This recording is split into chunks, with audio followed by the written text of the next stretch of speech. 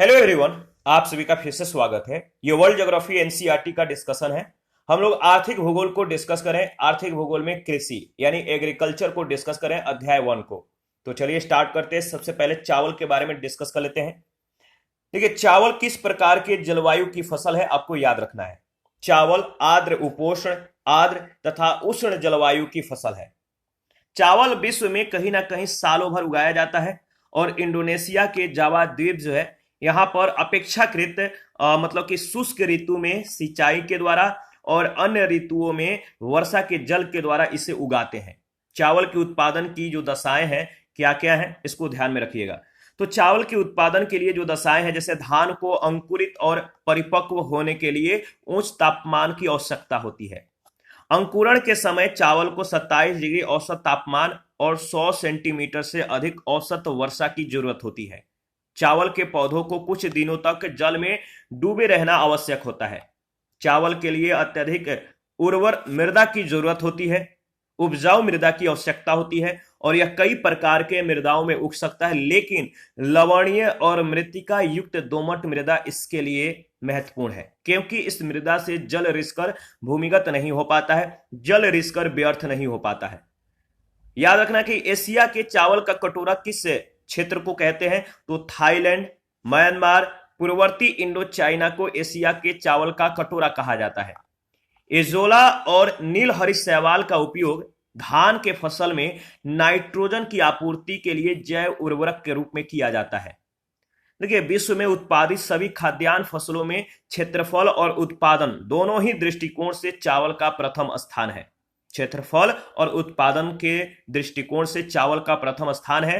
2020 के डेटा के अनुसार खाद्य एवं कृषि संगठन के सांख्यिकी विभाग के आंकड़े के अनुसार भारत में चावल के कृषि के अंतर्गत सर्वाधिक क्षेत्र है। ठीक है। 2017 में भारत थाईलैंड को पीछे छोड़ते हुए विश्व का सबसे बड़ा चावल निर्यातक देश बन गया है, जबकि चीन विश्व का सबसे बड़ा चावल उत्पादक और आयातक दोनों है। चीन पहला स्थान है। देखिए, विश्व के प्रमुख चावल उत्पादक जो क्षेत्र हैं, एक बार इसको देख लीजिएगा। ये सभी जो डार्क ब्लैक से जो इंडिकेट किए गए, ये सभी विश्व के प्रमुख चावल उत्पादक क्षेत्र हैं। ठीक है, एक बार आप इसको एनालिसिस करके आगे बढ़िएगा। ठीक है, पूरा मैप को आप देख सकते हैं। देखिए, इसके बाद अगर बात करें तो आपको याद रखना है, यहां से भी कई बार प्रश्न पूछा जा चुका है। सुपर राइस यानी महाधान का जो विकास है, फिलीपींस की राजधानी मनीला में स्थित अंतर्राष्ट्रीय चावल अनुसंधान संस्थान के द्वारा मुख्य कृषि वैज्ञानिक जिनका नाम था डॉक्टर GS खुश, इनके द्वारा किया गया है। और इस किस्म के चावल में विटामिन ए काफी मात्रा में पाया जाता है। विटामिन ए विश्व में चावल के जो प्रमुख उत्पादक क्षेत्र हैं, यानी किस देश में कौन से क्षेत्र जो है चावल के उत्पादन के दृष्टिकोण से महत्वपूर्ण है। जैसे चीन का वह कौन कौन सा क्षेत्र है जहां पर चावल का उत्पादन होता है, तो दक्षिणी और मध्य चीन में सेकियांग, यांगसीकियांग, नदियों की घाटी और डेल्टा तथा जेचुआन क्षेत्र। भारत में पश्चिम बंगाल, असम, बिहार, उत्तर प्रदेश, आंध्र प्रदेश, केरल, पंजाब, छत्तीसगढ़। इंडोनेशिया में जावा, बोर्नियो, सेलेबीज, सुमात्रा। और बांग्लादेश में खुलना, जैसोर, ढाका, मेमनसी और नारायणगंज। ये सभी चावल उत्पादक क्षेत्र हैं देशों के। देखिए, चावल क्षेत्रफल वाले शीर्ष 3 राष्ट्र कौन कौन से हैं।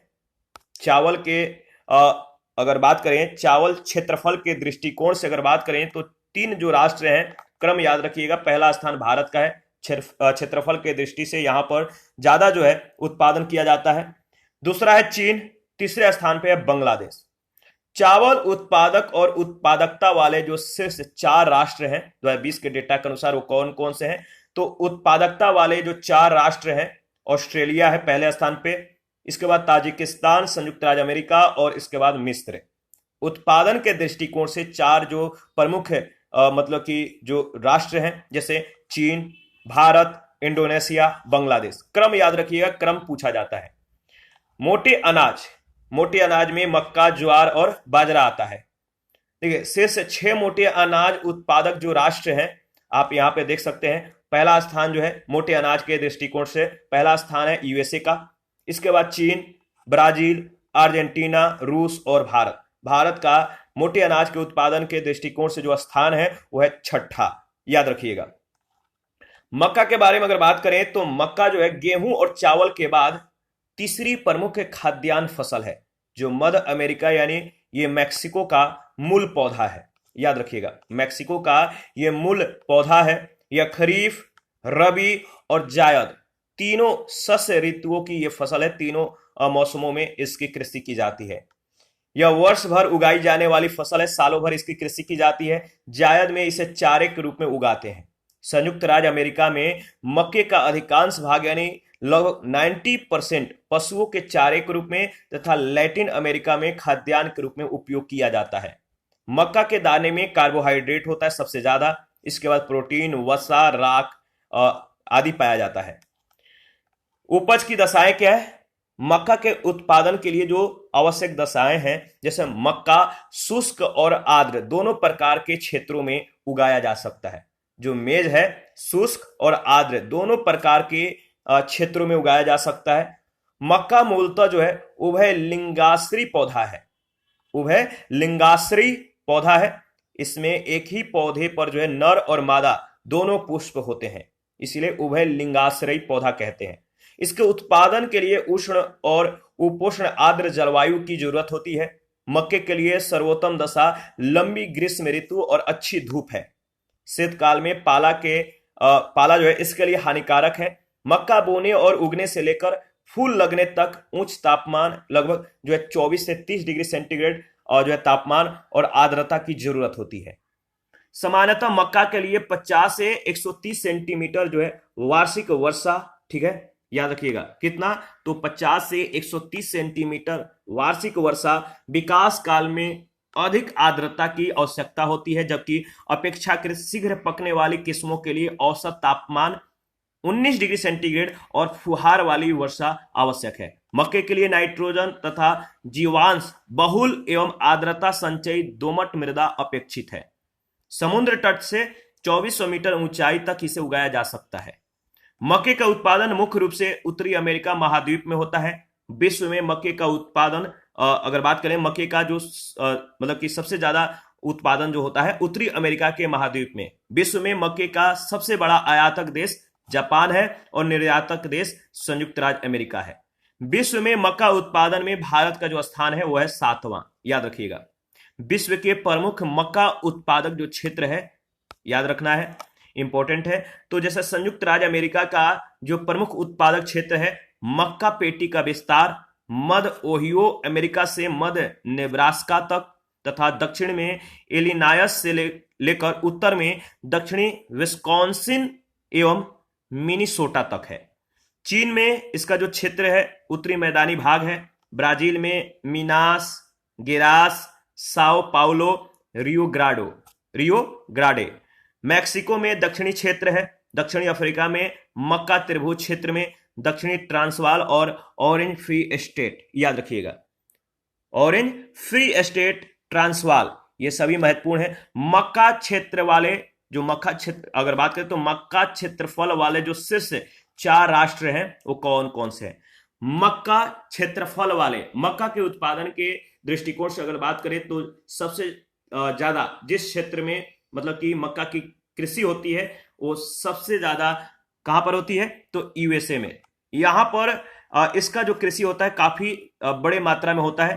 क्षेत्रफल के दृष्टिकोण से मक्का के उत्पादन में संयुक्त राज्य अमेरिका पहले स्थान पे है, इसके बाद चीन, इसके बाद ब्राजील का स्थान आता है, इसके बाद अर्जेंटीना और इसके बाद यूक्रेन का, याद रखिएगा।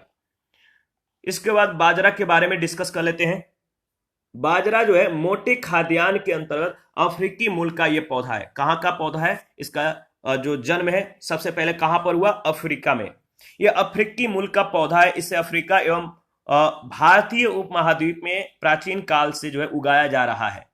यह खरीफ की फसल है। बाजरा खरीफ की फसल है जो वर्षा ऋतु में बोकर शीत ऋतु के आरंभ में काट ली जाती है। खाद्यान्नों और मोटे खाद्यान्नों में सर्वाधिक सूखा, उच्च तापमान और अम्लीयता सहने की जो क्षमता होती है वो किस में होती है? तो बाजरा में। यह जल भराव तथा अम्लीय मृदा के प्रति संवेदनशील होता है। अनाज में सर्वाधिक खनिज लवण की मात्रा बाजरा में 2.7% पाई जाती है। हरित बाल और याद रखिएगा, हरित बाल और अर्गाट बाजरे में होने वाले रोग हैं। तो हरित बाल और अर्गाट जो है ये बाजरे के रोग हैं। और अनाज में सर्वाधिक खनिज लवण की जो मात्रा है बाजरा में पाई जाती है 2.7%। बाजरा की जो रोग है हरित बाल और जो अर्गाट है, ये दोनों जो है बाजरा के रोग हैं, बाजरा में होने वाले और डिजीज हैं। बाजरा उत्पादक शीर्ष 3 राष्ट्र जो है वह है भारत, नाइजर और चीन। तो बाजरा के उत्पादन में जो 3 शीर्ष राष्ट्र हैं 2020 के डेटा के अनुसार, तो भारत पहले स्थान पे है, इसके बाद नाइजर और इसके बाद चीन। दलहनी फसलों के बारे में अगर बात करें तो लेग्यूम, देखिए दलहनी फसलें जो है, लेग्यूम कुल की फसलों को दलहनी फसल कहा जाता है। जो दलहनी फसल है ये किस कुल की फसलें हैं, तो लेग्यूम कुल की ये फसल है। और दलहनी फसलें जो है मृदा उर्वरता और संरक्षण के दृष्टिकोण से महत्वपूर्ण होती हैं। इन फसलों के जड़ों में राइजोबियम प्रजाति के जीवाणु पाए जाते हैं। किस प्रजाति के, तो राइजोबियम प्रजाति के, जो वायुमंडल के नाइट्रोजन को मृदा में क्या करते हैं, संस्थापित करने में सक्षम होते हैं। प्रमुख दलहनी फसलों का जो जन्म स्थान है और मिट्टी या अन्य भौगोलिक जो दशाएं हैं, इसके बारे में भी हम लोग डिस्कस करेंगे। तो सबसे पहले मतलब कि इसको थोड़ी देर बाद डिस्कस करेंगे। इससे पहले अगर बात करें तो देखिए कोबाल्ट, याद रखिएगा, जो कोबाल्ट है राइजोबियम के द्वारा नाइट्रोजन स्थिरीकरण के लिए आवश्यक तत्व है और यह विटामिन B12 के संश्लेषण में भी सहायक है। दलहनी फसलें अपनी गहरी जड़ों और वनस्पति वृद्धि के माध्यम से जो है मृदा अपरदन को रोककर संरक्षी फसलों की भूमिका निभाती है। लोबिया और मूंग का प्रयोग दलहन, चारा और हरी खाद आदि के रूप में किया जाता है। उड़द और मूंग की फसलें जायद फसलों के रूप में मुख्यतः सिंचित क्षेत्रों में उगाई जाती है। भारत विश्व में दालों का सबसे बड़ा उत्पादक, उपभोक्ता और आयातक राष्ट्र है। भारत विश्व में दालों का सबसे बड़ा उत्पादक भी है, उपभोक्ता भी है और आयातक राष्ट्र भी है। यहां दालों का अत्यधिक उपभोग होने के कारण इनका अग्रणी उत्पादन होने पर भी आयात करना पड़ता है। यानी भारत से सामान्यतः दालों का निर्यात नहीं होता है। भारत विश्व के 14% दालों का आयात और 27% का उपभोग करता है। विश्व दलहन का लगभग 36% फसल क्षेत्रफल और 25.4% उत्पादन भारत में होता है। संयुक्त राष्ट्र खाद्य एवं कृषि संगठन तथा विश्व स्वास्थ्य संगठन के मानकों के अनुसार शाकाहारी भोज्य पद्धति में प्रति व्यक्ति प्रतिदिन 104 ग्राम दाल का उपभोग आवश्यक माना जाता है। सोयाबीन को 1968 में संयुक्त राज्य अमेरिका से भारत लाया गया। जो सोयाबीन है 1968 में यूएसए से भारत लाया गया। दलहन उत्पादक जो शीर्ष 4 राष्ट्र हैं, क्रम याद रखिएगा, दलहन उत्पादक शीर्ष 4 राष्ट्र, ये 2020 के डेटा के अनुसार है। तो पहला है भारत, पहले स्थान पे भारत, इसके बाद स्पेन, इसके बाद पोलैंड और इसके बाद मोजाम्बिक। अंतरराष्ट्रीय दलहन वर्ष, देखिए 2016 संयुक्त राष्ट्र संघ ने 2016 को अंतरराष्ट्रीय दलहन वर्ष के रूप में मनाया, इंटरनेशनल ईयर ऑफ पल्सेस के रूप में मनाया। सोयाबीन वैज्ञानिक वर्गीकरण के आधार पर एक दलहन फसल है, किंतु उपयोगिता के आधार पर यह एक जो है तिलहनी फसल है। इसमें 20 से 22% तेल, 40 से 45% प्रोटीन पाया जाता है, जो उच्च कोटि का पशु आहार होता है। विश्व में सोयाबीन के उत्पादन में शीर्ष 5 राष्ट्र जो हैं, जैसे पहले स्थान पे ब्राजील, इसके बाद यूएसए, अर्जेंटीना, चीन और भारत। तो विश्व में सोयाबीन के उत्पादन में पहला स्थान है ब्राजील का, इसके बाद यूएसए का, अर्जेंटीना, इसके बाद चीन और 5वें स्थान पे है भारत। अब जाके जो है हम लोग दलहनी फसलों का जन्म स्थान, ठीक है, मिट्टी और अन्य भौगोलिक दशाओं के बारे में डिस्कस करेंगे। ठीक है, तो आप जो है इसको 2-3 बार देख लीजिएगा। जैसे पहला जो फसल है अरहर, इसका जन्म स्थान भारत है। अरहर का जन्म कहां से हुआ? भारत से। और अरहर के उत्पादन के लिए किस प्रकार की जलवायु आवश्यक है? तो उष्ण और उपोष्ण। तापमान कितनी? तो 25 से 35 डिग्री सेंटीग्रेड। और वर्षा कितनी सेंटीमीटर? तो 75 से 100 सेंटीमीटर के बीच। और इसके लिए अरहर के लिए जो उपयुक्त मृदा है बलुई मिट्टी। उड़द का जो जन्म हुआ कहां पर? उड़द का जन्म भारत में ही हुआ। और मूंग का भी जन्म भारत में ही हुआ है। तो उड़द का जन्म या जन्म स्थान भारत है। जलवायु गर्म और आर्द्र। इसके कृषि के लिए किस प्रकार की जलवायु की जरूरत होती है? तो गर्म और आर्द्र।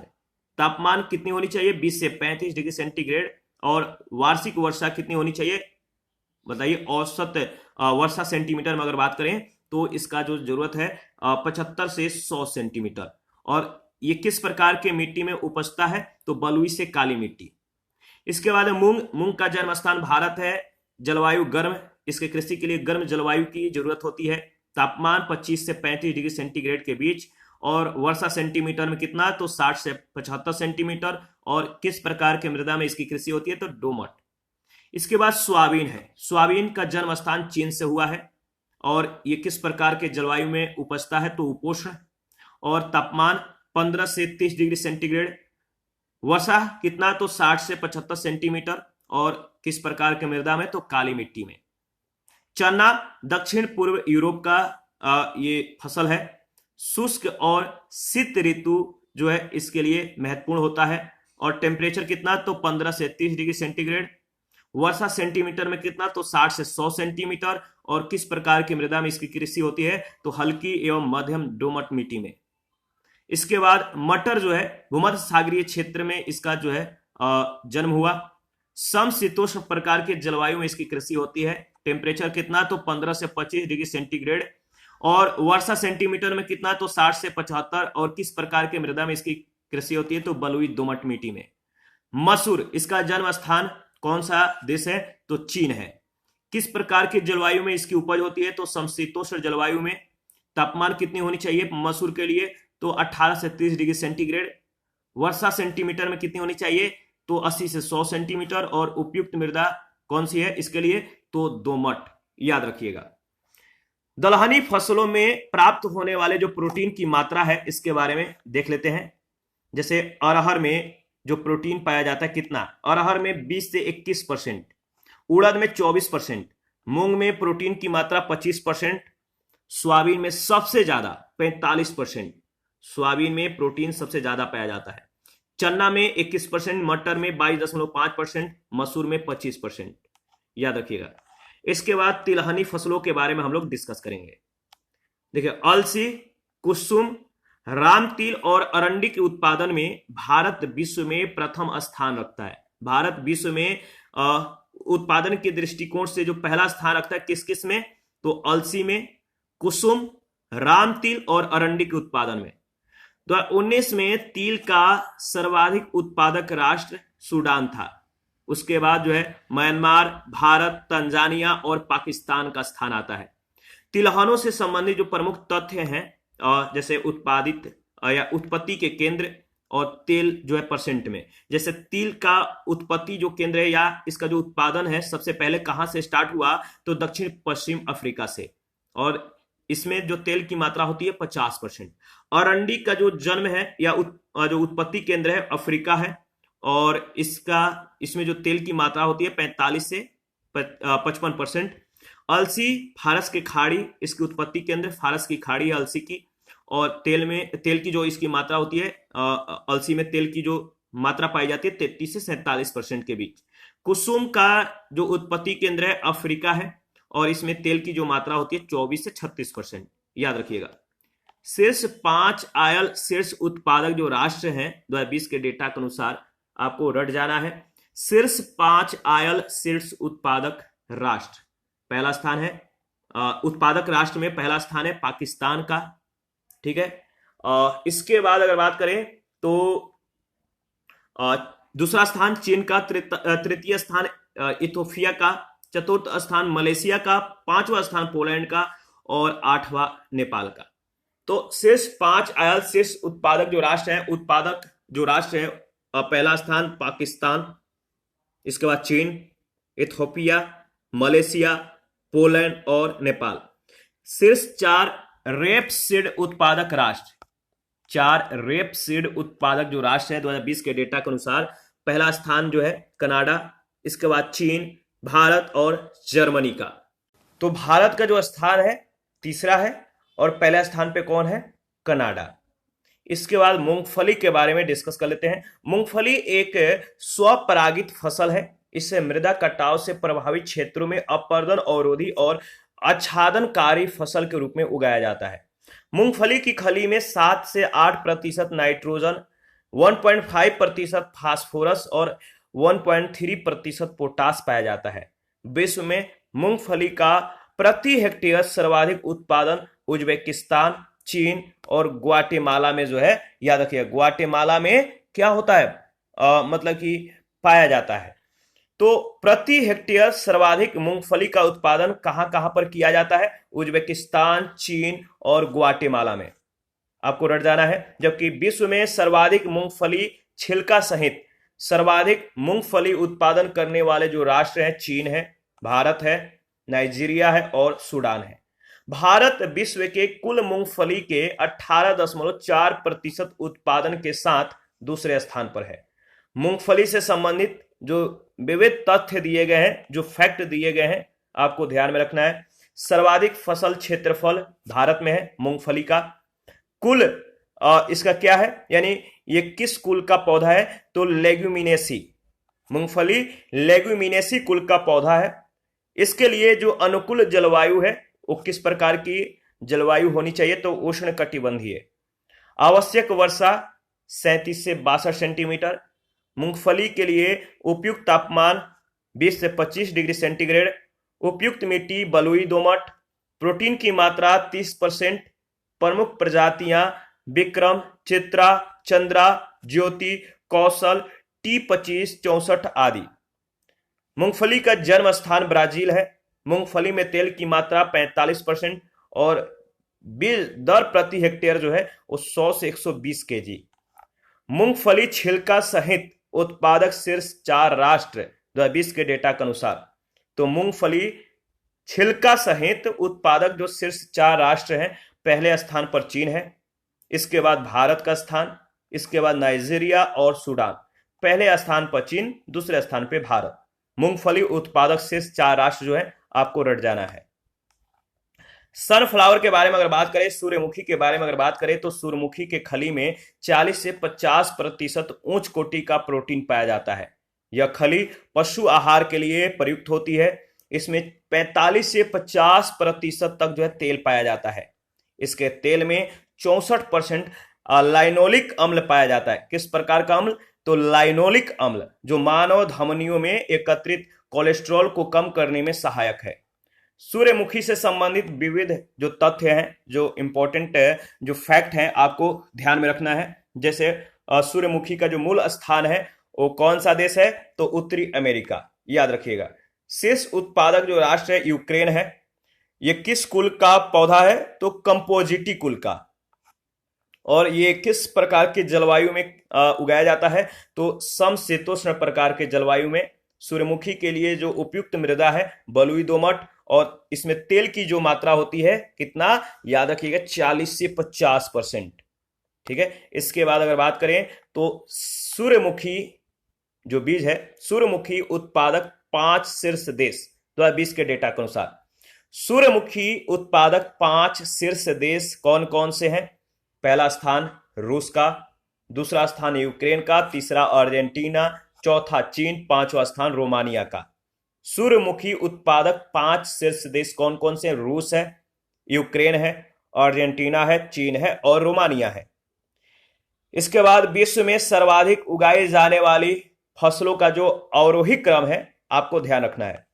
तो विश्व में सबसे ज्यादा उगाई जाने वाली फसलों का अवरोही क्रम है गन्ना, मक्का, गेहूं, चावल, आलू। क्रम को याद रखिएगा। इसके बाद अगर बात करें तो प्रमुख खाद्यान्न फसलों का जन्म स्थान, मिट्टी और आदर्श भौगोलिक दशाएं क्या क्या है? जैसे धान का जन्म स्थान भारत और हिंद चीन है। धान के लिए जो जलवायु होनी चाहिए उष्ण आर्द्र, तापमान 20 से 27 डिग्री सेंटीग्रेड, वर्षा 150 सेंटीमीटर और मिट्टी चिकनी, याद रखिएगा चिकनी व जलोढ़ मिट्टी, चिकनी और जलोढ़ मिट्टी। मक्का के लिए अगर बात करें तो जो जलवायु होनी चाहिए उपोष्ण कटिबंधीय प्रकार की। इसका जन्म स्थान मध्य अमेरिका है मक्का का, और तापमान, इसे कृषि के लिए जो तापमान की जरूरत होती है 21 से 27 डिग्री सेंटीग्रेड। 60 से 120 सेंटीमीटर वर्षा और इसके लिए दोमट मिट्टी उपयुक्त होता है। ज्वार जो है इसका जन्म स्थान भारत है।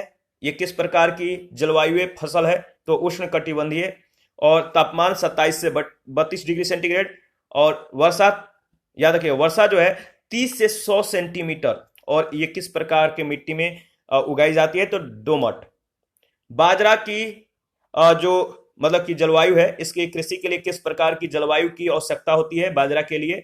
तो उष्ण कटिबंधीय और इसका जन्म स्थान अफ्रीका है और इसके लिए तापमान की जो जरूरत है 30 से 35 डिग्री सेंटीग्रेड, वर्षा 37 से 75 और बलुई दोमट मिट्टी इसके लिए उपयुक्त होता है। गेहूं का जन्म स्थान मध्य एशिया है और ये किस प्रकार के जलवायु के फसल है? तो समशीतोष्ण प्रकार के। तापमान 15 से 25 डिग्री सेंटीग्रेड, वर्षा 50 से 75 सेंटीमीटर और दोमट प्रकार की मिट्टी में इसकी कृषि होती है। जौ के लिए जो जलवायु होनी चाहिए समशीतोष्ण प्रकार की और इसका जन्म स्थान चीन है और इसके लिए तापमान की जो जरूरत है 15 से 21 डिग्री सेंटीग्रेड। देखिए वर्षा 60 सेंटीमीटर और इसके लिए जो उपयुक्त मिट्टी है बलुई दोमट, याद रखिएगा। इसके बाद पेय फसलें हैं। देखिए पेय फसलों के बारे में अगर बात करें तो इसमें आता है चाय, कहवा और कोको। ये सभी पेय पदार्थ के लिए हैं, पेय पदार्थ हैं, पेय फसलें हैं। और चाय, कहवा, कोको एल्कोहल रहित लोकप्रिय पेय पदार्थ है, जबकि तंबाकू एक मादक पदार्थ है जिसका सेवन धूम्रपान या अन्य विधियों के द्वारा किया जाता है। सबसे पहले अगर बात करें तो चाय एक सदाबहार झाड़ीनुमा उष्णकटिबंधीय मानसूनी प्रदेश का पौधा है जो थियासिनेसिस नामक पौधे का वंशज है। चाय जो है ये एक प्रकार के सदाबहार झाड़ीनुमा उष्णकटिबंधीय मानसूनी प्रदेश का पौधा है जो थियासिनेसिस नामक पौधे का वंशज है। चाय का मूल स्थान इंडो चाइना यानी चीन के उच्च प्रदेश तथा भारत में असम घाटी, दार्जिलिंग और नीलगिरी की पहाड़ी है। चाय का सर्वप्रथम प्रयोग चीन में एक चिकित्सकीय यानी औषधीय पेय के रूप में हुआ था। इसे लगातार काट छाट कर झाड़ीदार और बौना बनाए रखने से पत्तियां चुनने में सुविधा होती है। चाय में स्फूर्तिदायक थीन नामक तत्व पाया जाता है जिसके अंतर्गत चाय में थिनाइन, कैफीन, पॉलीफिनाइल्स, टेनिन, थायोब्रोमाइड, थायोफाइलिन, निकोटीन आदि तत्व पाए जाते हैं। चाय के उत्पादन के लिए जो दशाएं हैं, चाय मानसूनी प्रदेश के पर्वतीय तथा आर्द्र भागों में उगने वाला पौधा है। इसके लिए गर्म जलवायु उपयुक्त होता है। वर्धन काल में उच्च तापमान की आवश्यकता होती है, लगभग 27 डिग्री सेंटीग्रेड की, किंतु यह निम्न तापमान यानी 16 डिग्री में भी उग सकती है, याद रखिएगा। इसके बाद अगर बात करें तो चाय के पौधों को सफलतापूर्वक उगाने के लिए 130 से 150 सेंटीमीटर वर्षा पर्याप्त होती है, परंतु अधिक वर्षा वाले क्षेत्रों में भी इसे उगाया जाता है। ऊंचे तापमान, अधिक वर्षा और वातावरण की उच्च आर्द्रता का सहयोग जो चाय के पौधों के विकास के लिए उपयुक्त है। पाला तथा ओलावृष्टि इसकी फसल के लिए घातक सिद्ध होते हैं। जीवांश तथा लौहांश युक्त उर्वर मृदा चाय के लिए उत्तम होती है। चाय के पौधों के विकास के लिए सुप्रवाही धरातल यानी भूमि मन ढाल युक्त लहरदार की जो है जरूरत होती है। जल इसकी जड़ों के पास स्थिर नहीं होना चाहिए क्योंकि जल भराव इसकी जड़ें सड़ा सकती हैं। साथ ही ऐसे धरातल पर निचले और ऊपरी पवन प्रवाह से हवा का पर्याप्त संचार होते रहता है, इसलिए चाय की कृषि पहाड़ी ढालों पर की जाती है। चाय की किस्में, चाय कितने प्रकार के होते हैं यानी इनकी जो किस्म है याद रखिएगा। जैसे चाय के दो प्रमुख किस्म हैं, जैसे एक चीनी चाय और दूसरा भारतीय चाय। तो चीन में जो उगाया जाता है चीनी चाय और भारत में भारतीय चाय। भारतीय किस्म की चाय असम के जंगलों में उगती थी। वहां रॉबर्ट ब्रूस नामक अंग्रेजों ने 1830 के दशक में इसकी कृषि प्रारंभ की। बाद में इसे बागानी कृषि के रूप में अपनाया गया। चीन और जापान चीनी चाय उगाते हैं, जबकि भारत, श्रीलंका, इंडोनेशिया तथा अन्य देश भारतीय चाय उगाते हैं। इसकी झाड़ी अधिक ऊंची और पत्तियां चीनी किस्म की जो है चाय की अपेक्षा बड़ी होती है। भारत विश्व में काली चाय का सबसे बड़ा उत्पादक और उपभोक्ता देश है, किंतु यह चाय के सकल उत्पादन तथा उपभोग में दूसरे स्थान पर और निर्यात में चौथे स्थान पर है। भारत वैश्विक चाय उत्पादन में 23% और विश्व व्यापार में 13% हिस्सेदारी जो है रखता है। विश्व के जो चाय के प्रमुख उत्पादक जो क्षेत्र हैं, जैसे भारत के उत्पादक जो क्षेत्र है असम है, चाय जो है कहाँ कहाँ पर उगाया जाता है भारत में, तो असम, पश्चिम बंगाल, तमिलनाडु, केरल, दार्जिलिंग, ये सभी जो है चाय का विश्व में सबसे बड़ा केंद्र है। चीन में यांग सिकियांग के निचली घाटी, जेचुआन बेसिन और सिकियांग घाटी। श्रीलंका का जो क्षेत्र है मध्य दक्षिणी पठार भाग में कैंडी बेसिन। कीनिया या केन्या के जो क्षेत्र हैं करीचो और लिमेरू क्षेत्र, और टर्की का काला सागर का पूर्वी तटीय क्षेत्र। चाय उत्पादक एवं निर्यातक जो शीर्ष 4 राष्ट्र हैं वो कौन कौन से हैं? चाय उत्पादक और निर्यातक शीर्ष 4 राष्ट्र हैं 2020 के डेटा के अनुसार। पहला जो उत्पादक राष्ट्र है वो है चीन, इसके बाद भारत, केन्या और अर्जेंटीना। और निर्यातक जो राष्ट्र हैं, केन्या पहले स्थान पे, चीन दूसरे स्थान पे, श्रीलंका तीसरे और चौथे स्थान पे भारत। तो उत्पादक के दृष्टिकोण से जो भारत का स्थान है द्वितीय, और निर्यातक के दृष्टिकोण से भारत का स्थान है चौथा। उत्पादन के दृष्टिकोण से, चाय उत्पादन के दृष्टिकोण से जो पहला स्थान पे है वो है चीन, और निर्यात के दृष्टिकोण से केन्या पहले स्थान पे है। इसको याद रखिएगा। इसी के साथ आज का जो सेशन है समाप्त करते हैं। नेक्स्ट सेशन में कहवा को डिस्कस करेंगे, कॉफी के बारे में डिस्कस करेंगे। आप अपना प्रतिक्रिया देते रहिए, आपके प्रतिक्रियाओं का हमें बेसब्री से इंतजार रहता है। जिन लोगों ने Telegram channel, Telegram quiz group, Facebook page, इसके बाद इंस्टाग्राम को ज्वाइन नहीं किया, वीडियो के डिस्क्रिप्शन बॉक्स में उसका लिंक है, आप ज्वाइन कर सकते हैं। और मैं बता दूं इसका पीडीएफ अवेलेबल है। अगर आपको पीडीएफ चाहिए तो Telegram channel, Telegram quiz group या चैनल कम्युनिटी बॉक्स में जाइए, वहां पे इसके रिगार्डिंग में इंफॉर्मेशन को अपडेट कर दिया गया है। थैंक यू, मिलते हैं नेक्स्ट सेशन में।